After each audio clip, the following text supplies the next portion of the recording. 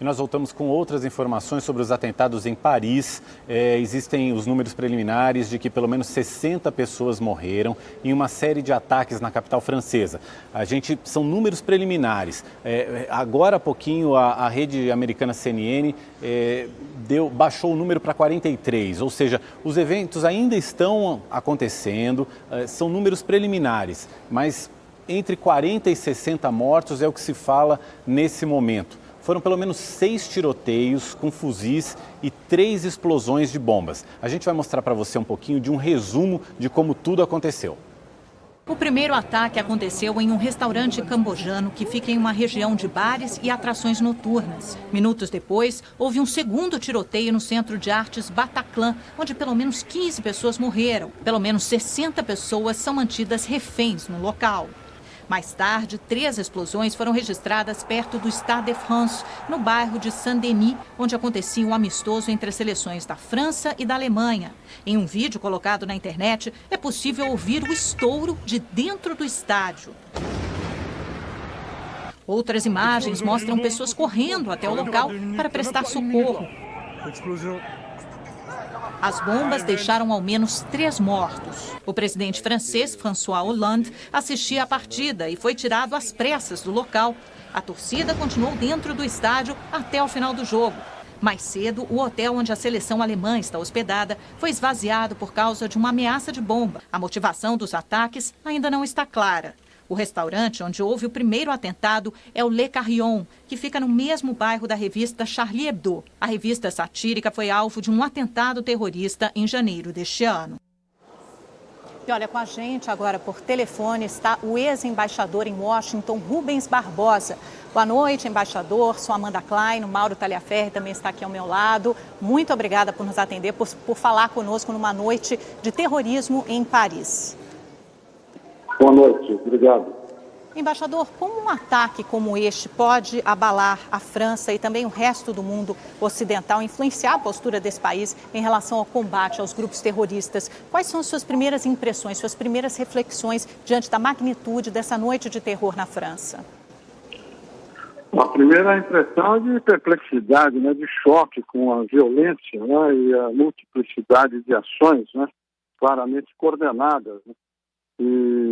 Mas isso não surpreende tanto pelo que está acontecendo na Europa, né?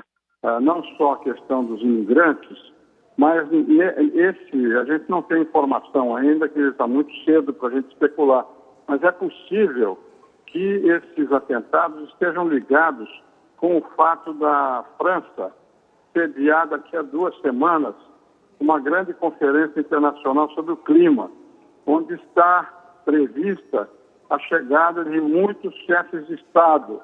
E um atentado desse certamente vai desestimular a ida de muitos chefes de Estado a Paris para participar dessa conferência. Então, eu acho que essa questão dos imigrantes, a maneira como os imigrantes estão sendo tratados e essa conferência internacional do clima pode estar na origem dessas ações terroristas lamentáveis que nós estamos vendo acontecer na França com a perda de tantas vidas. Embaixador, como é que o senhor avalia o atual momento do combate ao terrorismo no mundo? A sensação que a gente tem, inclusive a gente teve agora recentemente o avião ali no Egito que foi derrubado e o Estado Islâmico... em Beirute, né? Um ataque o ataque ontem. Em Beirute ontem também. O senhor acha que esse combate ao terrorismo tem sido efetivo, tem sido bem executado pelas grandes potências que se empenham nesse ataque? Olha, essa questão do terrorismo nasceu por políticas equivocadas aqui do Ocidente, né? Quando se invadiu o Iraque, destruindo o Estado iraquiano e gerando repressão interna, muitas organizações se transformaram em organizações terroristas. Eu acho que a origem do terrorismo, como está sendo visto hoje, data da ação militar contra o Iraque. Depois disso, essa guerra da Síria, também que está se estendendo por 4, 5 anos já, gerando tanta destruição, tanta animosidade, e a dificuldade de se avançar na negociação entre o Israel e o Estado palestino para a criação do Estado palestino, tudo isso gerou um caldeirão de ações violentas que estão se espraiando no mundo inteiro. Já houve na Inglaterra, já agora na França não é a primeira vez que acontece, e nós estamos vendo uma situação difícil de controlar, porque é uma guerra não convencional, não é uma guerra contra um outro Estado, é uma guerra contra uma organização clandestina que não precisa nem ter o seu exército próprio, porque essas pessoas são, algumas delas podem ter inclusive chegado à Europa nesse corpo de imigração que saiu justamente do Oriente Médio, do Norte da África.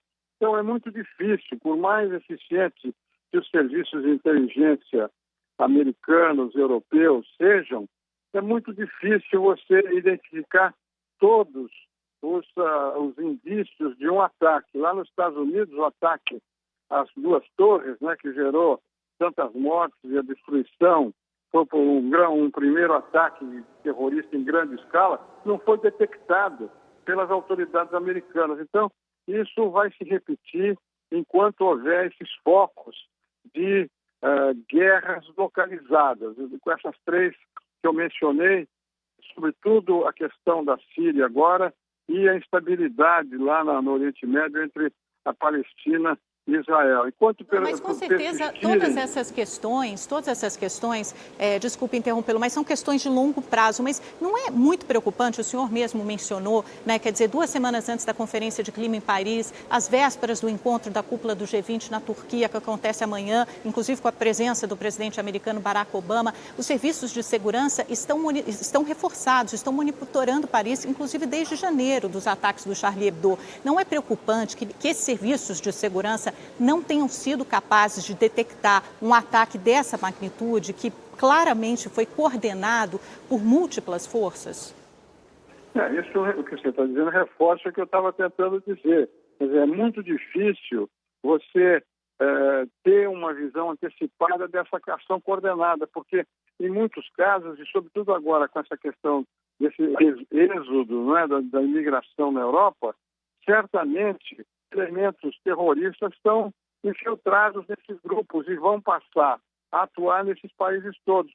Até que os serviços de segurança detectem essas pessoas, você está exposto a esse risco de sucessivos ataques. É muito difícil você ter um controle dessa situação. Eu acho que realmente nós vamos enfrentar situações semelhantes a essas em outros países que tenham que ver direto ou indiretamente com ataques a esses grupos terroristas na Síria, no Iraque, no norte da África, onde houver essas questões políticas e militares sem controle da comunidade internacional.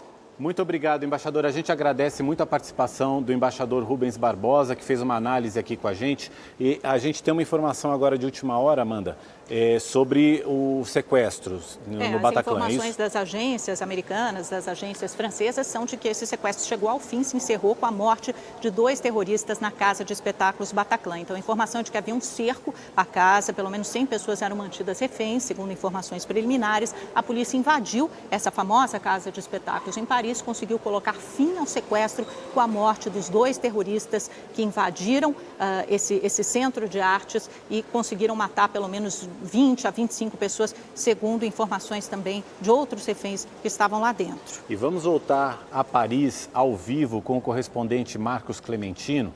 Ele está em frente ao Stade de France, onde foram a palco ali nas proximidades de algumas explosões. Clementino, por favor, as suas informações de momento aí da capital francesa. Olha, Mauro, eu estou conversando com esses 2 jovens franceses, Benoit e também a Sophie. Eles estão saindo somente neste momento do estádio, eles estavam contando agora há pouco o que aconteceu no estádio no momento das duas explosões. Eles escutaram a explosão, o tremor foi muito forte e eles estão dizendo agora que todos eles se abaixaram e não sabiam o que estava acontecendo. Então este é o relato dos dois jovens aqui, os dois são namorados, e dizem ainda que ainda existem muitas pessoas dentro do estádio por medo, por questão de segurança, e também pessoas que estão na área VIP, que estão aguardando autorização da segurança do estádio para saírem aos poucos e começarem a se dirigirem para os seus hotéis, para suas residências e daí por diante. Também chega uma informação de última hora que 2 brasileiros foram feridos em um desses atentados. Um seria um arquiteto que foi baleado nas costas, teria sido baleado com 3 tiros nas costas. Neste momento ele está no hospital passando por uma cirurgia, o estado dele é grave. Uma outra informação que chega também aqui do consulado brasileiro na França é que a segunda pessoa seria uma estudante que também estaria no mesmo local, ali reunido, comemorando um happy hour ali com os amigos no momento do atentado. A gente não tem a identidade dessas pessoas reveladas, mas aí um fato triste que são brasileiros e foram vítimas deste episódio. Mauro. Obrigado, Clementino. Correspondente Marcos Clementino com as informações lá ao vivo de Paris. E você vê, os brasileiros que estavam lá, a gente não sabe se moravam na capital francesa, se moram na capital francesa ou se são turistas, né? Porque Paris, ali, a região central de Paris tem 2,5 milhões de habitantes. A região metropolitana tem 11 milhões, mas Paris é a capital mundial do turismo. Então, assim, além da grande população da cidade, também existe uma grande quantidade de turistas também. E esses locais que foram atacados são locais onde os turistas costumam frequentar. Pois é, e com certeza pessoas de várias nacionalidades foram atingidas de alguma forma por esses ataques, ou estão entre os mortos, entre as vítimas, ou então entre os feridos. E o governo brasileiro já se manifestou, já soltou uma nota, não é, Mauro? Exatamente. O governo brasileiro manifestou sua profunda consternação pela série de bárbaros ataques ocorridos na noite desta sexta-feira em Paris, que resultaram em várias dezenas de vítimas, entre mortos e feridos. Ao mesmo tempo em que transmite suas condolências aos familiares das vítimas e empenha sua plena solidariedade ao povo francês e ao governo da França, o Brasil condena os ataques nos mais fortes termos e reitera seu firme repúdio a qualquer forma de terrorismo, qualquer que seja a sua motivação. O Consulado-Geral do Brasil em Paris acompanha de perto a situação de forma a prestar apoio aos cidadãos brasileiros.